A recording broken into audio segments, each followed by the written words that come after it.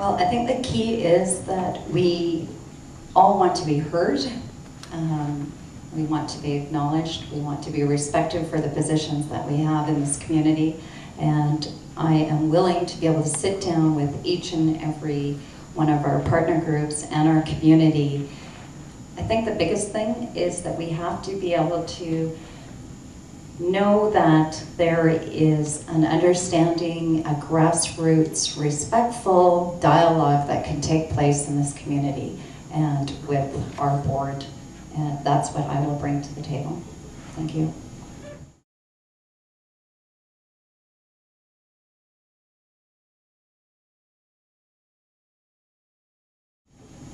I am definitely in favor of changing the calendar so that the school year is more evenly distributed. There's lots of research to show that children, there's a lot of loss of learning over the long breaks.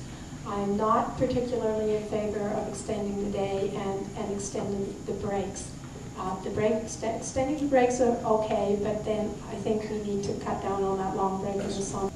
The school district at one point did this. They extended the day and they made longer breaks. But I really feel that children are in school to learn, and if they're not in school, they're not going to be learning.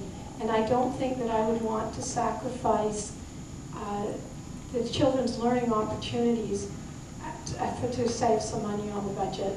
Now I know that sometimes those things need to happen, and I'd be open to having those discussions, but as a general sort of concept, I'm not in favor of children spending less time in school, and I'm not sure that an extra 2 minutes at the end of the day is going to be particularly useful.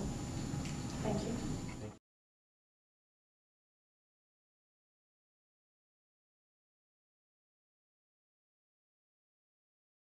It's my understanding that the public or anybody who wants to make comment at a board meeting has to do it in writing only.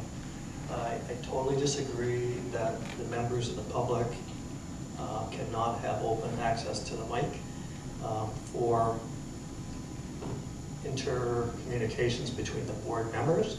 I believe that that's an important part of communication between the board and the parties involved. I believe that that should be rescinded, and that with two other reasons, or two other items that have to be brought with that the items that are brought to the microphone have got to be with respect and dealt with in a timely manner.